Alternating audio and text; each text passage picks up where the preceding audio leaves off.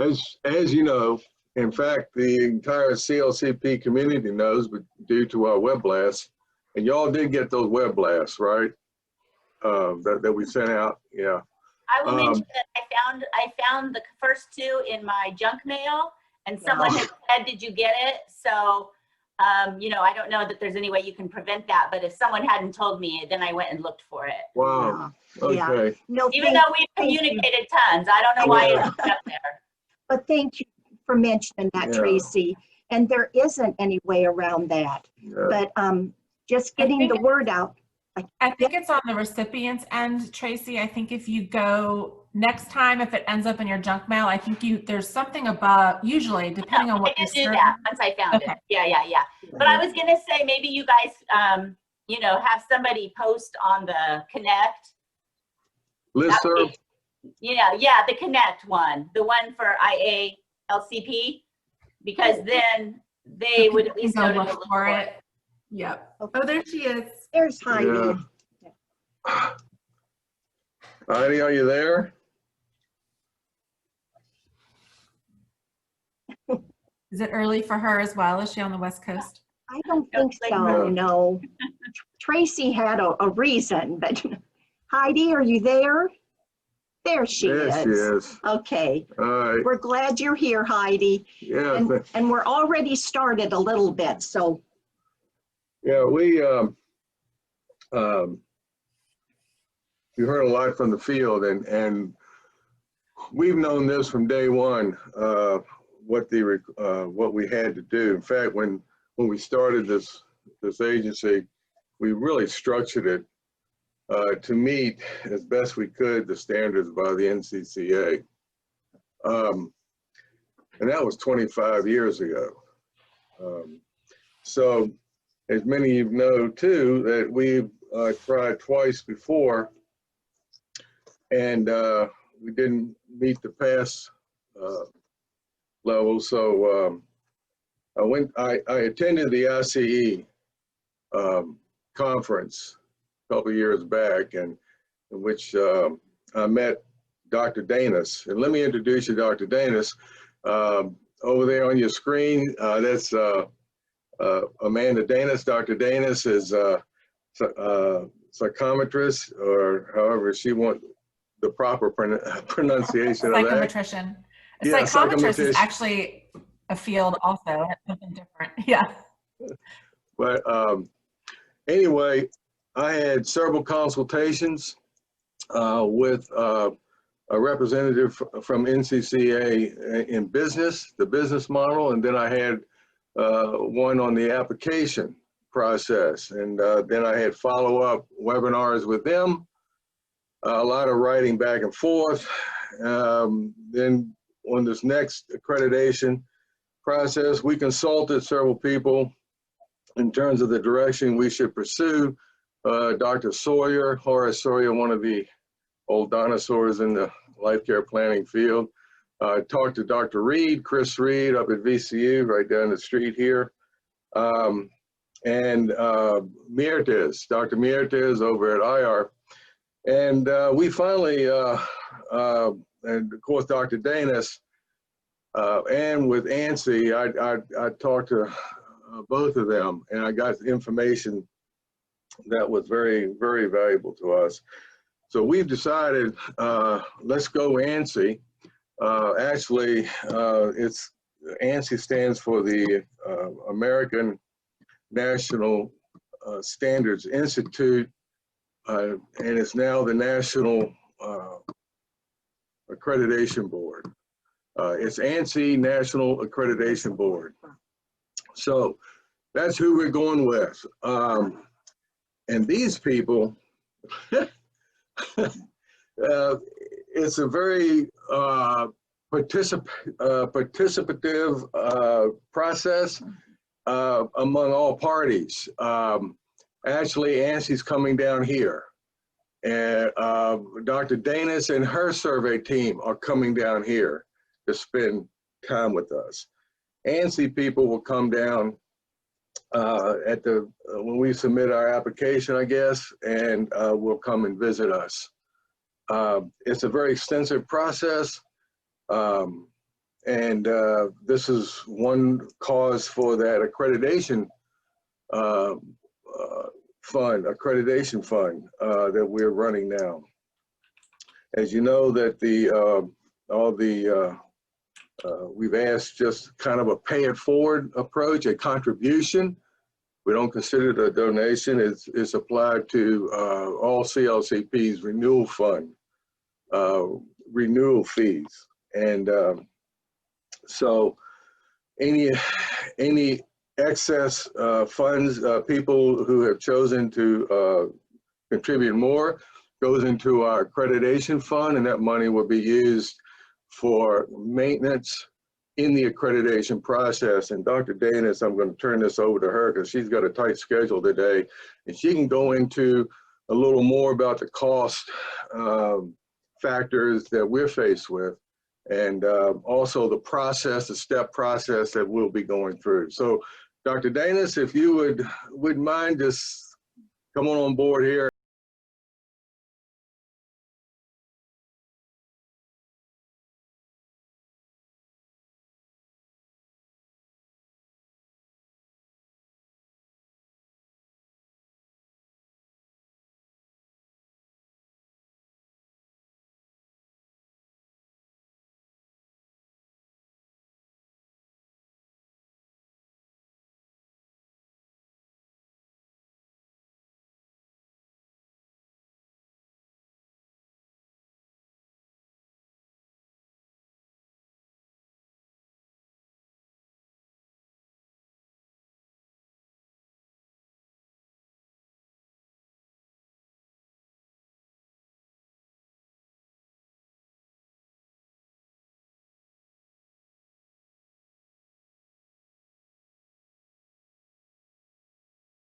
The only one in the States, and Amanda, yes. I'm so sorry. Heidi's holding up her finger.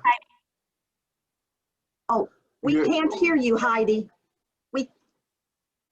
Oh, No, we can't. Heidi, we can't hear you.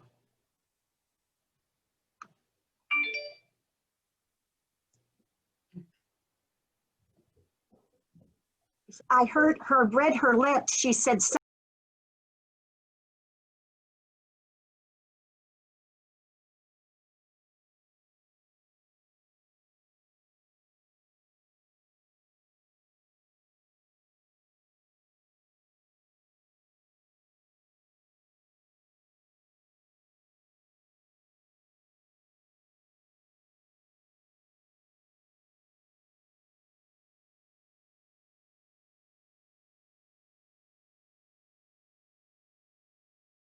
well, Heidi is typing like mad. I hope we can keep up with Heidi, but okay, Dr. Danis, thank you.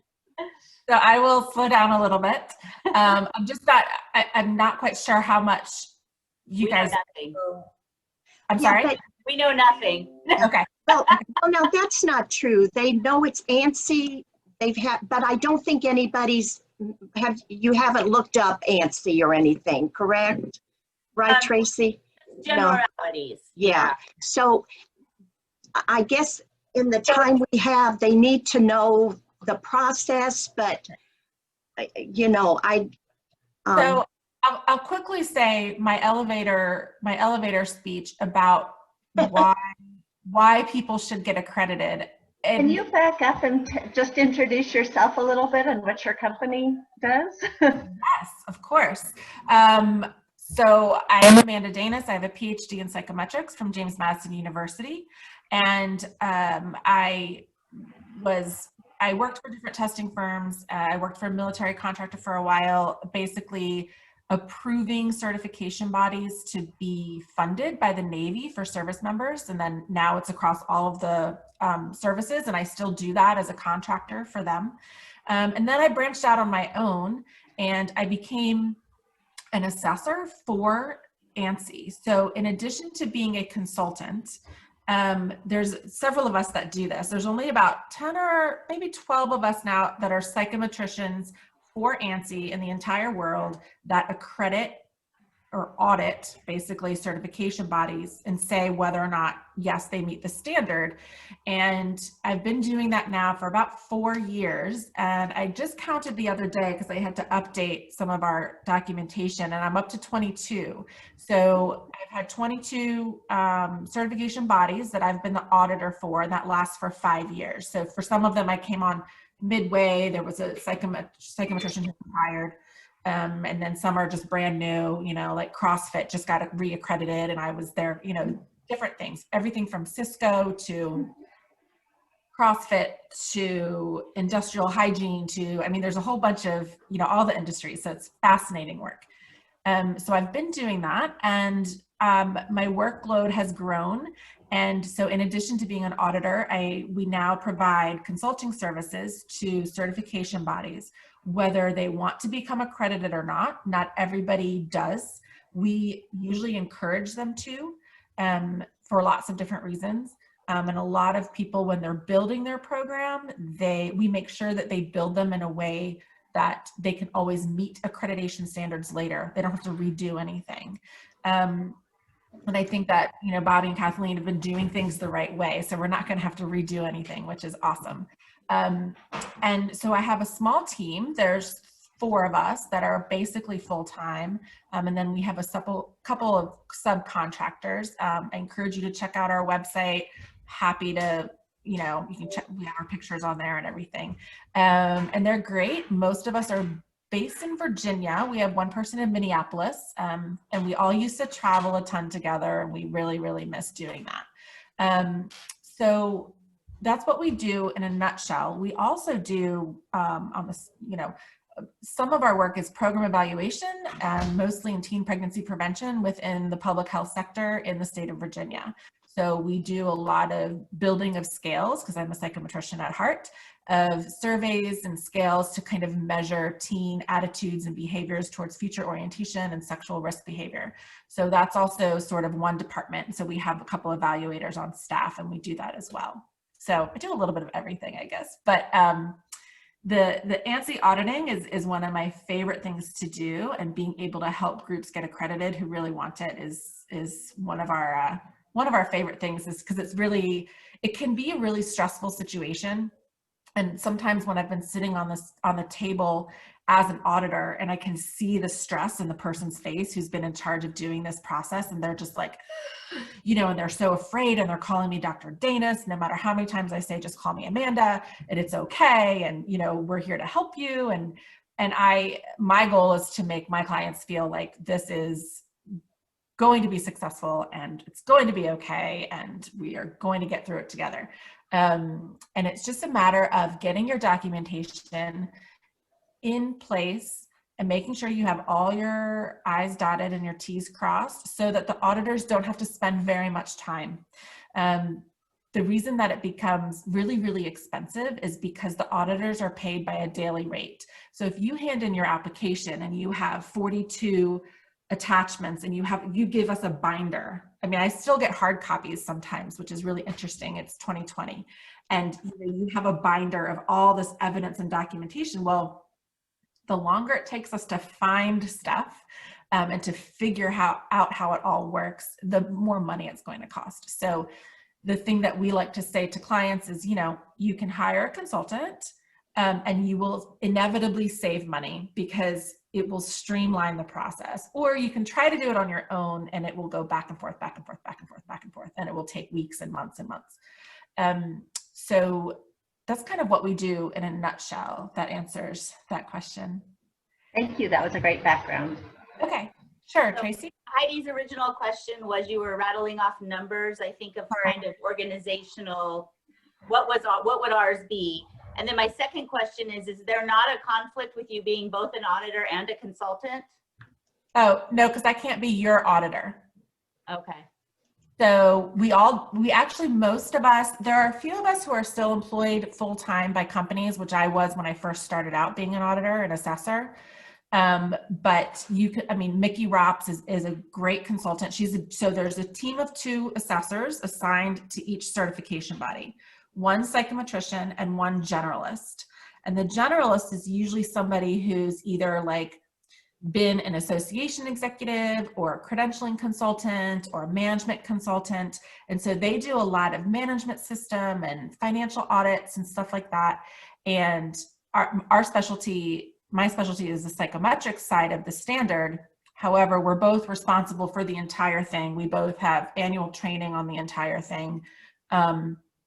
So a lot of us are both a consultant as well as an assessor. So as soon as I sign a new client, I have to go into the ANSI database system that we all have access to, and I have to list that I have a new client. And then that way, when that client applies for accreditation, they know they cannot assign me to them. The thing that is really beneficial about having a consultant who's also an assessor is that we all know each other. There's only about 30 of us total between generalists and psychometricians. And so a lot of times when I have a client who's going through an audit, you know, the assessor might even just text me and say, hey, I think we're missing this document. Where is it? And I'll say, oh yeah, it's this one. Or it's just, I don't think there's any favoritism, but it's just sort of efficient because we all know each other and can kind of work together to get everybody where they need to be for accreditation. Okay. As far as the numbers, so 17024 is the international standard regarding certification bodies. And that's what you guys would fall under, 17024. One more time, 17024. Okay. Certification gets confused sometimes with certificates. Of course, they try to make it as confusing as possible. And I actually, if you're interested, we're writing a book. I don't know if I mentioned this to Bobby and Kathleen yet, but I'm working on a book, and it's sort of exam validity for dummies is kind of what I would have called it if I didn't have to worry about copyright. And the first chapter is terms and concepts. So if you guys would be interested in getting that, we're giving it out as an excerpt to try to motivate us to finish the book. Happy to share that. There's comics, it's kind of fun. But so certificate programs are programs that require a specific training. So you sit for a course, whether it's online or a 2-day workshop, and then you take an assessment at the end and you get a certificate. And that's the definition of a certificate program. A certification program can require training and education, but it can't be specific to that organization. You can say, you can take our training, but you could also take somebody else's or this approved school or have a bachelor's or whatever. And the main meat and potatoes of the certification is the exam. Right. Yeah, and that's 17024. And those of us who already hold that certification, we don't have to do anything more. Mm-hmm. Correct. The Mays have to demonstrate what we all did to prepare to take that test. Right. So it's an interesting thing that happens when people who have an established program go for accreditation. If it turns out that they didn't do anything right and they hadn't done a job task analysis, which of course there's an extensive role study that's been done. If they hadn't done, you know, all of these, there's the main things, then there becomes an issue of when you have to kind of create this bridge of competency between the people who have been, you know, certified, or it kind of rolls out a new, you kind of retitle it and you call it something different. But you guys are in good shape and you won't have to do anything. It will just become an accredited certification. Okay. Yeah, you guys are in much better shape than most that come knocking at our door. So. Yay. Well, I was just kind of wondering, because you said this was the gold standard, and so of course my gut said, well, we couldn't pass the other one that wasn't the gold. So no, NCCA is they accredit to a different, they created their own standard, and I'm not an expert on their standard, but they have some just, I don't want to say weird, that's not very official or technical. They just have some different kind of things, and I don't know why the business model doesn't work for them. We have, I mean, CrossFit is clearly a for-profit corporation. I mean, we are okay with that. ANSI does not want to be prescriptive. It wants to say, if you are doing this well and you are supportive of the candidates and you are unbiased and your exams are valid and reliable and you are fair, we want to support you and allow you to get accredited. It's not really going to penalize you because you have a slightly different business model than somebody else. So I'm not sure where the disconnect was for NCCA, but I've double checked and everything is fine for ANSI. Yeah. And really, you know, I don't want to speak ill of NCCA. I think they've got some good stuff going on, and a lot of their stuff is great because it makes people who don't want to go for ANSI still be able to say something. You know, we've got this, and it's great for North American based, but anybody who wants to be international needs to go for the ANAB ANSI. Yeah, I'm not sure. And I mean, I know some people in NCCA world, and if the ICE conference was in person this year, I think I could have ask that question offline. You know, I don't really want to ask it officially, like what happened or why don't you like this, you know, setup. But ANSI really has no issue. They've already introduced them to the accreditation director. So That's right. Yeah. Evelyn, she's awesome. She truly was. We Yeah. were so impressed. Thank you, Amanda, for that. Yeah. Okay. What other questions? Is Heidi writing questions to show us? I don't know what she's doing. Can you speak more about, can you talk more about the contributions and what those are going to go to and how you ensure some accountability? And Yeah, go ahead. Right.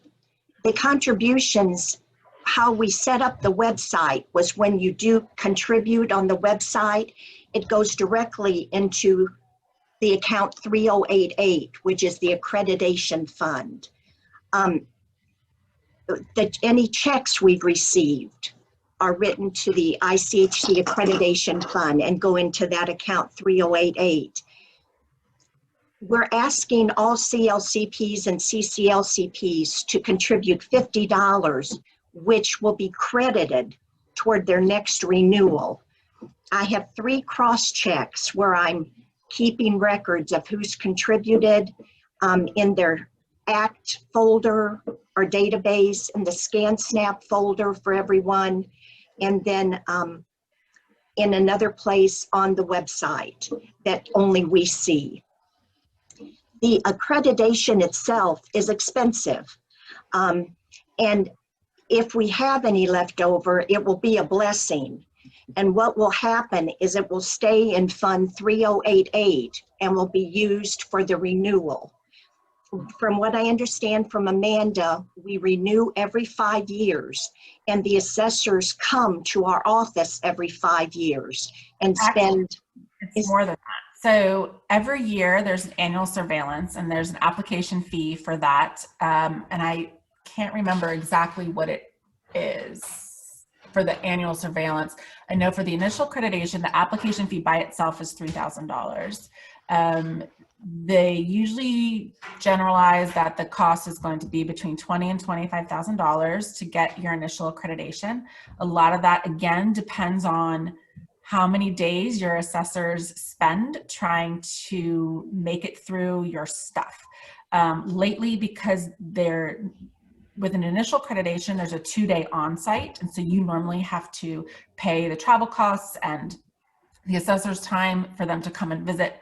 Nowadays, we're doing all virtual on-site, so there is some cost saving there. And we have found that usually when we are the consultant, we can save them some money on the other side. So that works out well. Then every year, there's an annual surveillance. In year 1, there's a 1-day on-site from one assessor that comes out to make sure you're still doing everything you're supposed to do.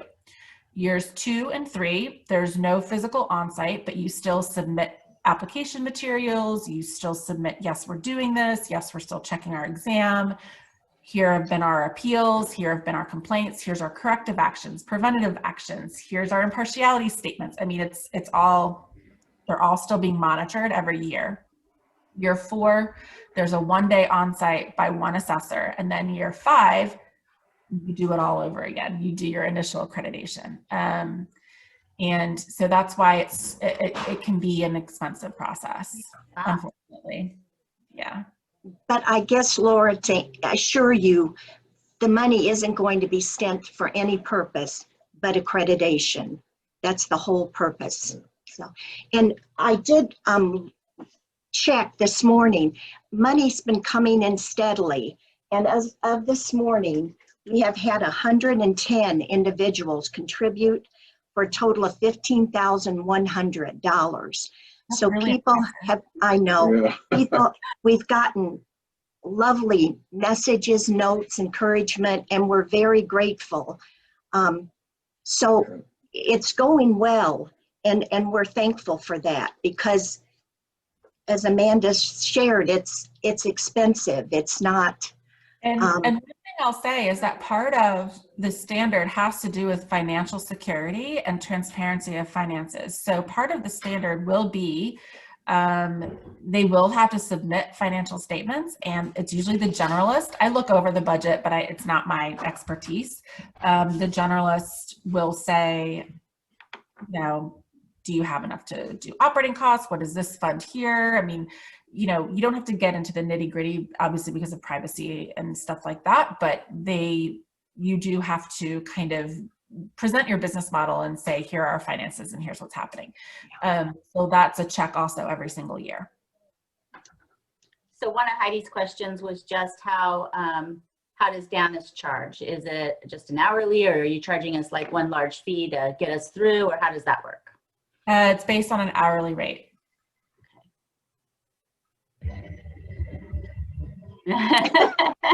What is the time frame for the accreditation process? The first step that we will do as a consultant group is to kind of do a really quick gap analysis with what their documentation, what they have against the application. So it's sort of an initial snapshot to say, where are you? How much work do we have to do? You know, what needs to be done? And then we have groups sometimes who say, we want you to do everything, right? We want you to come up with the policies and procedures manual. I mean, we actually have a template and an outline for that we share with clients. We want you to do X, Y, and Z, you know, et cetera. Most of the time we give them a checklist and we say, these are the things that we think that you need to do and get in order. And then we can just meet, you know, once every couple weeks, check in, see how things are going. We don't, when I say it's an hourly rate, I don't nickel and dime anyone because I don't have the time to do that. So usually based on what the gap analysis says, we will give an estimated cost of ahead of time. This is how much we think it's going to be, 50% up front and 50% at the end when we have our deliverables in order. When it comes down to psychometrics, that's a different ballgame. So if it's discovered that the test needs to be updated or the statistical monitoring is not, you know, those are separate costs for us that we can do either on a regular basis or we can teach Bobby how to do it. I mean, it doesn't have to be an external person that's doing it. They just need to look for some certain things to be able to check those boxes off in the standard. So there's lots of different ways that we can help meet that process. The timeline, again, depends on, I would say from the time that they send in their application to ANSI, I would say it's on average a 3 to 4 month process. And again, that depends on if their documentation is in order. So once they submit the application, the assessors usually have 4 to 6 weeks to do the document review. But if at 5 weeks, their email back to Bobby and Kathleen say, well, it won't be to them, but let's say to somebody else, and it says, you know, we can't find half of your stuff is missing, or this is wrong, or, you know, then it could really extend into a long period because there's a lot of back and forth. We need this, we need that. Where's this? You didn't do this. Where's your JTA? You know, all of this stuff. But if you have all your stuff in order and all your main pieces are done, there might be a little bit of back and forth, but it's usually fairly quick. And I would say 3 to 4 months then before actually accreditation. The PCAC committee, which is the committee that actually votes. So we as assessors don't actually get the final say. We make our recommendations to the committee. It's rare that they go against us because we're the ones who are, you know, taking a deep dive. But the committee meets quarterly. So at those quarterly meetings, they will vote on that accreditation. And if we have you, then we really shouldn't have any missing paperwork and such. That's the whole Right. benefit, right? Mhm. Okay. Exactly Yep. right. What impresses me about ANSI is they don't leave you dry.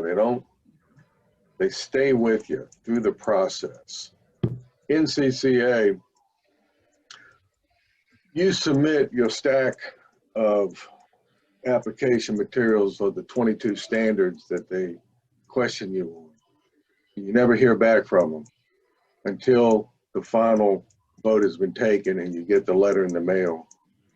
Then they expect you to pay. If you want to get, if they don't give you a reason why, you don't call them, they don't address as to why you didn't. You just get the letter. And a couple of people, there's only one person in the NCCA process that does the review of your paper, of your application. And then that person brings it to the table and she makes a recommendation or whatever. And that's the only time I hear from them. That's the only time that I heard from them. And we tried it twice. But the impressive part about ANSI is they are with you through the entire process. You're not alone and wondering out there, does this fit, or did I make an error? Can I call them back about it? No. NCCA, you can't. ANSI, you can. And you can talk to them. And that's not even just having a consultant. It's one thing that I really like about Evelyn, and then VJ is technically her boss. He's the director, and she's the accreditation coordinator, I guess is her title. They're both really, really reachable and responsive directly to the certification bodies. So even as a consultant, I always do that virtual introduction. Like, hey, Evelyn, these people are coming on board. They're looking to get accredited, because as much as I can help with the consulting base, there are some questions that I want ANSI to answer directly, because in case it's a fee change or they've changed some little form somewhere that I don't know necessarily about immediately, because I'm an auditor on the other side of things. So I always open up that bridge, and Evelyn is very, very responsive. And so now, I have clients that they'll usually CC me on the email if they ask her a question, just so I kind of know what's happening. But they are always welcome to reach out to her directly and ask her any question. So I don't always have to be the go-between. I don't really want to be in that position, and I don't want anybody to think that they have to only use me. They can go directly to any question they have, which is really nice. So where are you in the process now? Are you kind of in that step one, getting the initial snapshot view, or?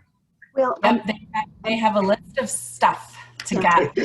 and Amanda has been so generous with her time. Yeah. For the last year and a half, Dr. May has talked to her numerous times, just out of kindness. And the role and function study that was just published, that has been a big help to Amanda, and will be a big part, and will save us money, because that is already done. So we have, and Amanda's been so wonderful to reinforce this. We have so many things that are right and are ready, but thankfully, anything that we need to tweak or make even better, Amanda will tell us and will help us know how to make it better, which should be a wonderful thing for the field to know, because they will see every aspect of everything in the ICHCC firsthand, and you all will know how strong everything is, and that should give confidence. That I really like about ANSI is that a lot of the standard requires that a lot of the policies and procedures of the certification body must be publicly available. So everything from impartiality statements to complaints procedures, appeals procedures. There's two types of complaints, which nobody ever realizes until you get into this. And all of that has to be publicly accessible. So that's one thing that I help people do. And they're like, oh yeah, we do that. Or, oh yeah, we do that. This is how we handle it. And I say, well, how does a potential candidate know that that's how it's going to be handled ahead of time? And they're like, oh. So, you know, one of the other things that we advise on is how to make these things publicly available. And a lot of times the industry and the group comes back and they say, the best part about going through accreditation is not only the stamp of approval and the increase in marketing and the increase in reach and international reach, but also we feel like we are a better organization for it and have increased and have best practices now for the industry. So that's usually the feedback that we get at the end of the process. It's pretty good. So how long do you think? Go ahead. Sorry, go ahead. No, go ahead. How long do you think it will be from now until the application is ready to be submitted? I have no idea until I do the gap analysis. So I'm always afraid to give an estimation because then either you think that we're really slow or they're really slow. So I don't. I have in my head that I believe within a year, this should all be done. That's from what Amanda has shared and what I've been going through. I think that's a very realistic goal, that within a year from, I'll say January. The fact that the rolling function study has been done, that's usually one of the biggest barriers that we have when we first work with a group and they say, oh, well, we just wrote a test and we've been using it for 20 years. And I say, well, what is it based on? And so they have to go back to the drawing board and you have to do that TTA, which the rolling function study supports that. So really, that's usually the biggest stumbling block that people have because they think they can just put some questions, you know. Yeah. I mean, lots of people say that to me at dinner parties. What do you mean you help people build exams? Like you just write test questions. And I'm like, oh. And I was like, oh, I shouldn't have gotten a PhD. You're right. Like, oh. Amanda and her team, and she may have us help with this too, but there's going to be something called subject matter experts that will be chosen randomly from the field. And again, we will do all we can to help and support her, but that's one of the studies that will be done that will help validate a lot of the exam information. So there's several things we still will need to do.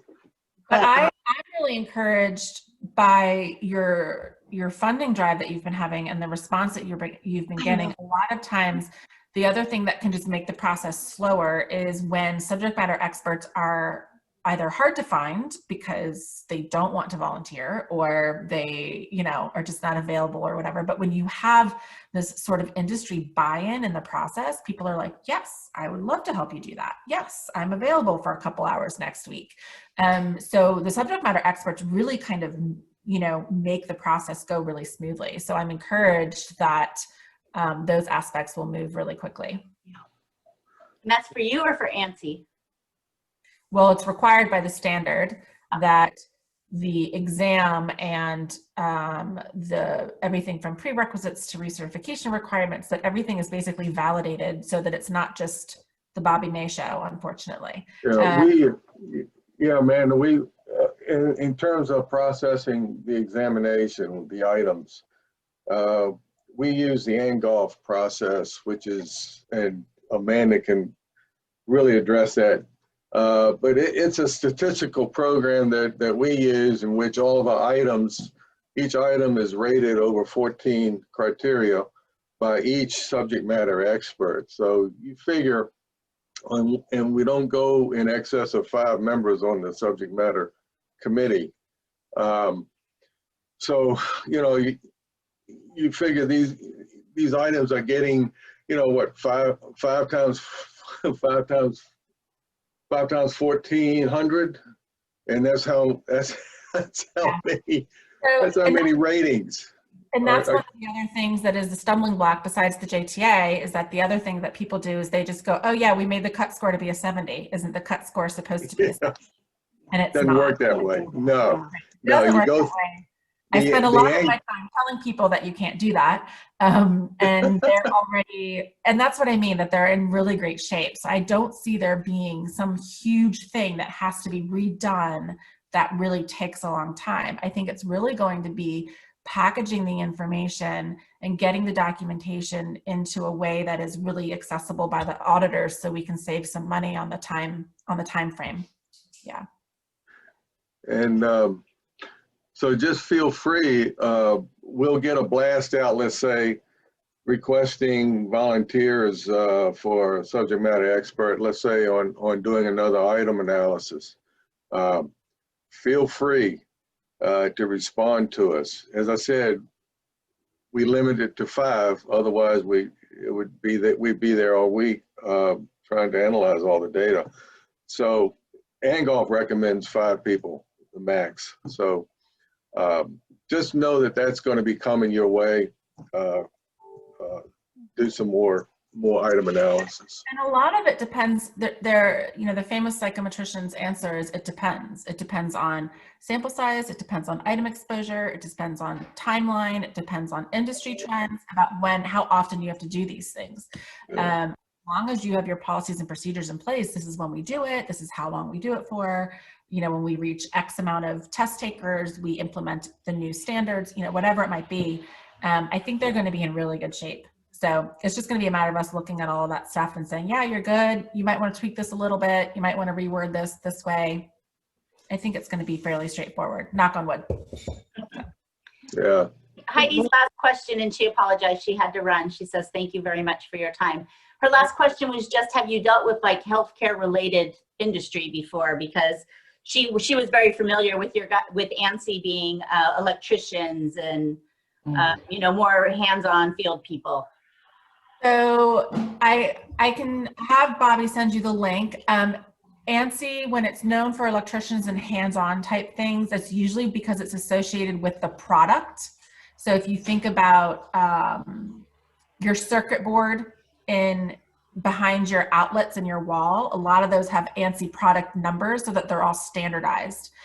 So that's where I think that relationship comes in. But I can send you a list of the accreditation or the certification bodies that are accredited to 17024, and they are everything from, actually, I don't think Cisco's on there. Cisco had a ton. I mean, there's everything from, and like I said, industrial hygiene. We've got, I can read you some of the ones that I was just. So I'm happy to look it up. I don't want to waste your time, but she just wanted to know that there was some healthcare. Yeah.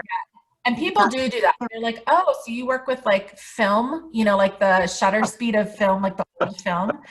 ISO, they have all those numbers on there. But there's like financial planners, Human resources organization, that society of, and I think Mayo Clinic even has gotten some accreditation through ANSI. That's one of them listed, I believe. There's a ton. So yeah, if you look on that list, they have a directory of accredited bodies, and there's a ton on there. We do have one group that is very hands-on. They're the glazers, the guys that do commercial windows and glass, and they're one of our clients. But we also have EC Council. They're a huge IT hacking, they're the certified hackers. Those people, so they're our client as well. We also have the International Downtown Association. They're pretty fun. They're not accredited yet, but they're in the middle of developing a new program. A brand new client we just signed is the attractions professionals, which I didn't even know was a thing, but of course it is. But it's all the people that work at like Disney World and SeaWorld and all over and it's a huge organization, and we're building 2 certification exams for them and getting them accredited. It's probably a 2-year process for that. But yeah, so it's a little bit all over the place, everything. Pharmacy technicians, pharmaceutical, there's another word besides pharmacy technicians. Anyways, I encourage you to look at the list, and they are all industries all over the place. Yeah. And again, NCCA tends to have, they have some medical stuff on their thing also because they're more nationally based, either in US or Canada. But if you are also trying to go, even more internationally at all, ANSI covers obviously North America. It's the biggest place there, biggest body there, and then as well as internationally as well. So kind of ticks off. Will you be keeping people updated on the process, or? I would Us, imagine. Like Yeah. being certified life care planners. Yeah. Yes. Yeah, we'll be delighted to, yes. yeah. And Yeah, no problem. And I think I'm meeting with the board, is that next week or early it's the November? first week in November, yeah, Yep. so. Yeah, but we appreciate you all taking the time Yeah, to listen and And to it's ask nice- the questions. and it's nice to know that we have people who are interested Yeah. in all that we're Yeah. doing from the accreditation perspective, because this is for y'all. I mean, it's costing us, but that's why we're here. We're here to enhance that CLCP credential and the CCLCP credential. We're here to make it unapproachable. And as you know, you're in a very litigious field. The main factor of that is your credential, and to make sure that it is above reproach. And or my, reproach.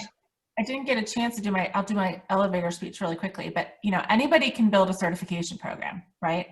I could say, I'm going to build a certification for a barista, right? And I'm just going to put a test together and make a beautiful website and charge people $200 to become a certified barista.